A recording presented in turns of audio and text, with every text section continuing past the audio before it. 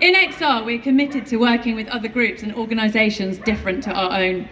In April, we brought together over 200 NGOs, grassroots groups, trade unions, racial and social justice groups, and more for a 4-day protest attended by over 100,000 people. The alliances we created sent a powerful message to both the public and power. We are serious about driving change. So serious we can find a way to work together despite our differences. There will always be challenges when working with others. We all have different drivers, priorities, and theories of change. It is imperative that we recognise that this is not a choice between humans and nature, between people and trees. We are an integral part of nature, and our survival is inextricably linked to the well-being of our planet. Its plight is our plight, and its restoration is essential for our survival. Climate change and nature degradation disproportionately affect vulnerable communities, often exacerbating existing inequalities. People in low-income areas, indigenous communities and marginalised populations bear the brunt of climate-related disasters and resource depletion. Their human rights, including the right to life, food, water and health, are under threat. Climate change is a global crisis, but its impacts are profoundly local and deeply personal. Our world has a lot of problems, but we cannot address them in isolation. Together we have the power to effect change on a scale previously unimaginable. We must recognise that our work is not separate, but part of a larger interdependent mission to protect this beautiful planet. The challenges we face are immense, but so is the collective power of our voices and actions. Let's stand together in this critical moment in history and work tirelessly to ensure that our children and grandchildren inherit a world where human rights are upheld, animals and nature thrives, and the beauty of our planet endures for generations to come.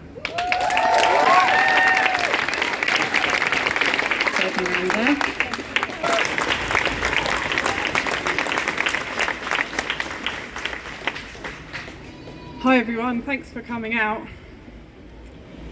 I'm going to take a moment to share something with you that happened to me a few days ago. A story of sorts. As I work and potter, weeding the beds and harvesting my late summer bounty, I suddenly stop.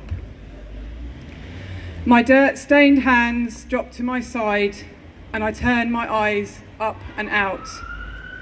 Out of my immediate sphere, where weeds need pulling and leaves harvesting, out into the sky and your aerial arena across the meadow. And with the drooping of my heart, I realise that you have left. All gone. Not a one left. With it comes a strange and unsettling feeling deep in my core. I didn't get a chance to say goodbye. I have a feeling halfway between the realisation that I have missed a significant event, like I've forgotten a birthday, and halfway between the feeling that I am the one who has been forgotten. Which one is it? Should I be sorry that I didn't pay enough attention? Or should I feel cheated that you didn't stop to bid farewell? And then, as quick as my senses have realised, I am filled with all the memories that you have left behind. All those magical moments I have appreciated, connected with, and shared with you over the last glorious months. And I am glad. I am blessed. And I'm filled with a deep gratitude that I have the good fortune to share your space. I have been blessed to witness your toil and nurturing, your rearing and fledging. Your aeronautics and your call has filled my ears every day. But now you are apparent by your absence. No more sweeping flybys, no chattering in the garage. Just the empty meadow skies hanging in readiness for your return. And as I turn to continue my work, I have a slightly adjusted sense of the season. And I see one of your kin lying cold and still on the ground, a casualty of flight lying perfectly under the window. you have left her too. She did not make the cut. I pick her up and examine up close what I can usually only witness in flight. Her perfect peachy chin, her delicate tiny talons in which no grasshopper will ever be grasped. Her razor-sharp tail now limp in my hand. I marvel at her beauty in death and in yours in her creation. 4 broods you have reared this year, and I wonder if you and your family and others of your kind already far away on a miraculous journey. Do you mourn her? Did you linger longer than you should, waiting for her to respond to your call? Did you have to make the difficult decision to leave her when she didn't join you on the wires? Or are you just pulled by an invisible thread, a necessary cord of survival to return back to the other place that you call home? I hold her in my hand, and after honouring every part of her, I make a promise to return her to the land so that she may feed another in her death. And then it's done.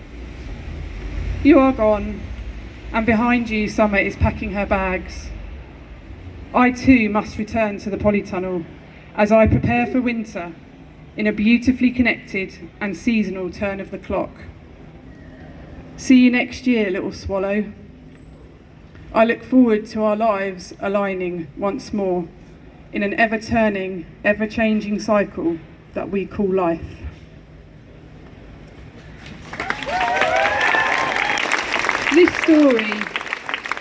This story is one of connection to the nature that thrives in my landscape and in my life because of changes we have made on the land around us.